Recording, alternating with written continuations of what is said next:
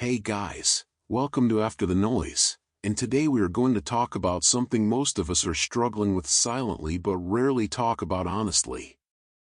This is not a motivational video, not a productivity lecture, and not a guide that tells you to wake up at 5 in the morning. This is a story about attention, exhaustion, and why focusing on simple things has become so difficult for our generation. Before you settle in, I want you to ask yourself one question quietly, without judging yourself. When was the last time you sat down to study, work, or think deeply without checking your phone even once? Not because you were forced. Not because someone was watching. But naturally. If that feels uncomfortable to answer, this story is for you. There was a young man named Arif, 23 years old, living in a regular Indian city.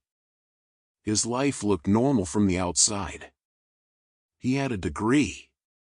He had a job. He had friends. He had a smartphone that never left his hand. Nothing dramatic was wrong with his life, yet something felt constantly off. Every morning, Arif woke up tired even after a full night's sleep. Before his feet touched the floor, his hand reached for his phone. Messages, notifications, reels, short videos, news headlines, memes. He didn't even enjoy most of it. He just consumed it. 10 minutes became 30. 30 became an hour. By the time he stood up, his mind already felt cluttered. He told himself the same thing every day. I'll focus properly from tomorrow. Tomorrow never came. When he tried to study or work, his mind resisted. Reading felt boring. Sitting still felt uncomfortable. Thinking deeply felt exhausting. But scrolling endlessly felt effortless. Arif started believing something was wrong with him. He thought he lacked discipline. He thought he was lazy. What he didn't realize was that his brain was doing exactly what it had been trained to do. This is where the real story of dopamine begins. Most people think dopamine is about pleasure, but that's not true. Dopamine is released when you expect something rewarding to happen. Not when you are happy, but when you are anticipating happiness. Every notification, every swipe, every short video tells your brain that something interesting might happen next.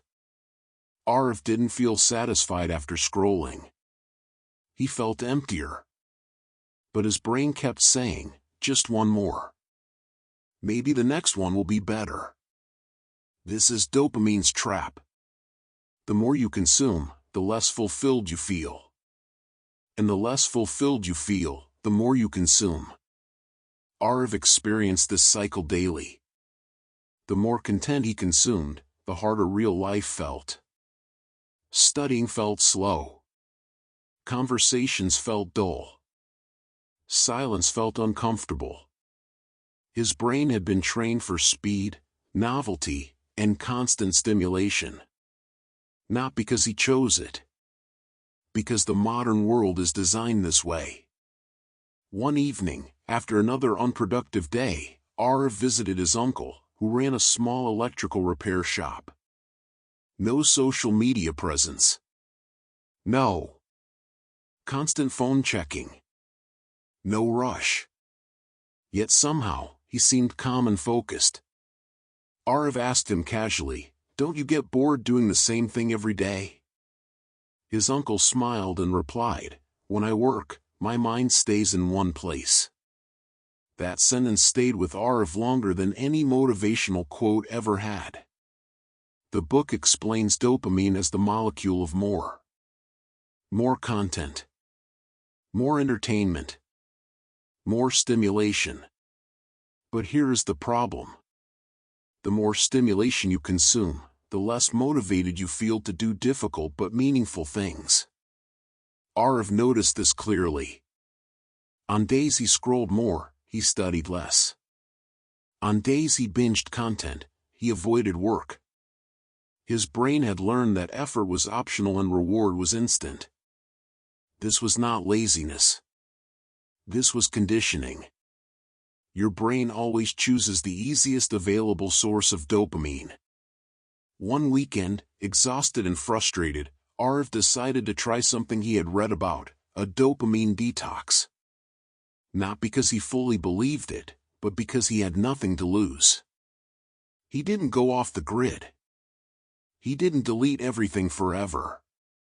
He simply decided that for one day, he would remove the strongest sources of stimulation from his life. No social media. No reels. No endless scrolling. The first few hours were uncomfortable. His mind felt restless. His hand reached for his phone without thinking. He felt bored, irritated, slightly anxious. This is something the book explains very clearly. When stimulation is removed, the brain protests. Not because detox is extreme, but because the brain has forgotten how to exist without constant reward. By afternoon, something unexpected happened. Arif started noticing things. The sound of traffic. The taste of food. The feeling of sunlight. His thoughts slowed down. That evening, he opened a book he had avoided for months and read without resistance. Not because reading became exciting, but because his brain stopped demanding excitement all the time. This is the core idea of dopamine detox. When stimulation reduces, boring but important tasks become easier. And this was only the beginning. After that first quiet day, Arif didn't feel transformed or suddenly productive. There was no dramatic clarity, no rush of motivation, no feeling that life had finally figured itself out. What he felt instead was something far more unfamiliar. Space. Mental space. The kind that feels slightly uncomfortable at first because your mind is no longer being constantly occupied. The next morning, Arif noticed how strong the urge to return to his old habits was. His phone was still there. The apps were still installed. Nothing external had changed. But internally, something had shifted. He was aware now. Aware of how often his hand moved toward the phone without permission. Aware of how boredom immediately triggered the desire for stimulation. The book talks about this stage clearly. Awareness comes before control. You cannot manage what you do not notice. Arif realized that his problem was not distraction itself. It was unconscious distraction. He began paying attention to patterns. On days when he slept poorly, he scrolled more. On days when he felt uncertain about his work, he avoided it. On days when tasks felt overwhelming, he escaped into stimulation. Dopamine was not the enemy. Avoidance was. One of the most practical ideas from the book is something called partial dopamine detox. It doesn't ask you to remove everything you enjoy. It asks you to identify the one habit that gives you the biggest dopamine spike and slowly loosen its grip. For Arif, that habit was short-form content. Reels. Shorts. Endless scrolling. Not because they were evil, but because they were effortless. His brain chose them automatically whenever discomfort appeared. So he made a small rule. He would not consume short-form content before evening. Not forever. Not as punishment. Just as an experiment. The first few days were difficult. His mind looked for excuses. Just 5 minutes. I deserve a break. Everyone does it. But something interesting happened when he resisted the urge. The discomfort passed. Not immediately, but naturally. The book explains this well. Urges rise and fall like waves. You don't have to fight them. You just have to wait. As stimulation reduced, Arif noticed that his tolerance for boredom increased. Sitting with a book no longer felt painful. Studying for 30 minutes felt possible. Work that earlier felt overwhelming now felt manageable. Not enjoyable. Manageable. And that was enough. Another important idea the book introduces is friction. If something is bad for you, make it harder to access. If something is good for you, make it easier. Arif realized his environment was designed for distraction. Phone on the bed. Notifications always on. Work materials hidden away. So he changed the environment, not his personality. He stopped sleeping with his phone next to his bed. He turned off non-essential notifications. He kept his notebook and pen on his desk, visible and ready. These changes were small, but they worked because the brain always chooses what is easiest. Morning was the next battle. The book emphasizes that the first hour of your day sets the tone for your dopamine levels. If you start the day with high stimulation, your brain expects high stimulation all day. Arif decided to protect his mornings. No phone for the first hour. Just tea, silence, and writing down what needed to be done. At first, mornings felt slow and boring. Then they started feeling calm. And calm, Arif realized, was something he had not felt in years. Of course, he didn't become perfect. Some days he scrolled again. Some days he wasted hours. The book is very clear about this. Relapse is part of the process. Guilt only strengthens the cycle. Awareness weakens it. Arif stopped hating himself for slipping. He simply restarted. This shift was important. Dopamine detox is not about discipline. It is about kindness toward your own mind. Harshness increases avoidance. Compassion increases honesty. As weeks passed, Arif noticed a deeper change. His fear of difficult tasks reduced. Not because the tasks became easier, but because his brain stopped panicking at the idea of effort. Dopamine detox didn't remove pleasure from his life. It removed noise. Another concept from the book that helped Arif was the idea of closed systems and open systems. Social media, notifications, and emails are open systems. They have no clear end. Work, studying, writing, and creating are closed systems. They have a beginning and an end. Arif started his day with closed systems and delayed open systems. Work before noise. Creation before consumption. This simple rule protected his focus better than any app ever could. Slowly, Arif's life didn't become more exciting. It became more stable. His mind felt less chaotic. His thoughts felt clearer. He could sit with silence without needing to escape. He wasn't constantly chasing the next hit of stimulation. And that's when he realized something important. He wasn't addicted to his phone. He was addicted to avoiding discomfort. Dopamine detox didn't give him superhuman focus. It gave him courage to sit with difficulty. But this story isn't finished yet. Because the deepest lesson of dopamine detox reveals itself not in discipline, but in identity. In understanding who you become when your attention stops being stolen. That realization comes next.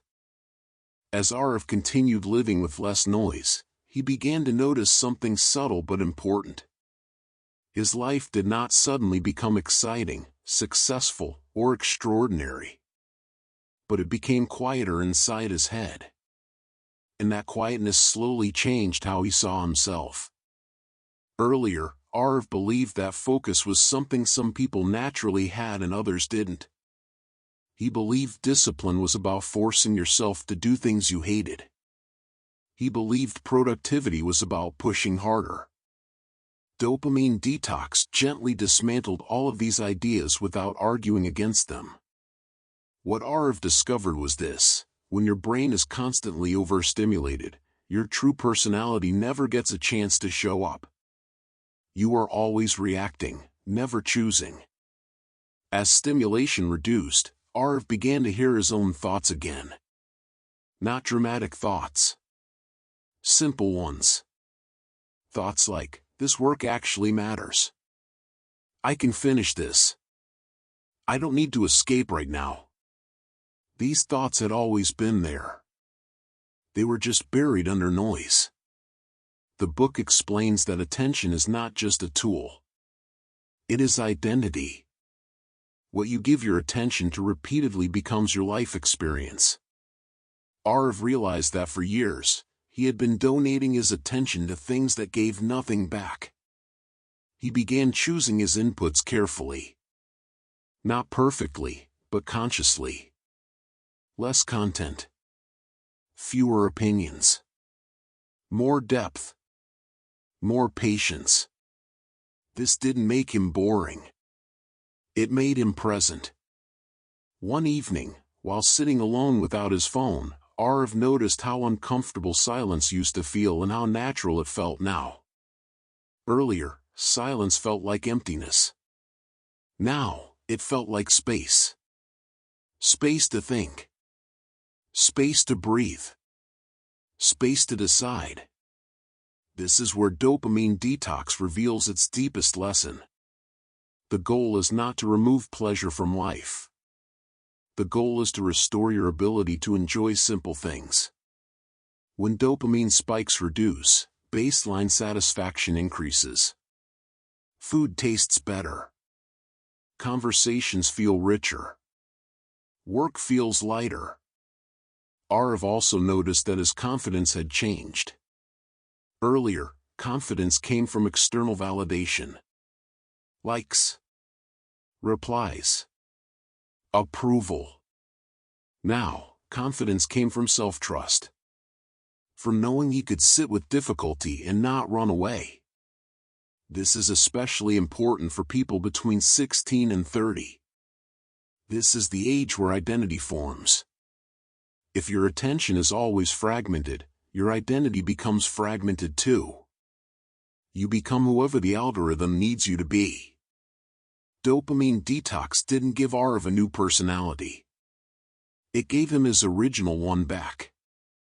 Life still had stress. Deadlines still existed. Bad days still happened. But Arif stopped numbing himself through stimulation. He faced discomfort directly. And discomfort, when faced calmly, loses its power. The book makes something very clear here. Focus is not about doing more. It is about escaping less. Most distractions are not temptations. They are exits. Exits from uncertainty, boredom, and effort. Dopamine Detox closes unnecessary exits. Over time, Arif stopped needing strict rules. He no longer counted detox days. He no longer thought in terms of restriction. His relationship with stimulation became balanced. He could enjoy entertainment without drowning in it. He could use technology without being used by it. One day, while passing his uncle's shop again, Arif remembered that sentence. When I work, my mind stays in one place. For the first time, Arif truly understood it.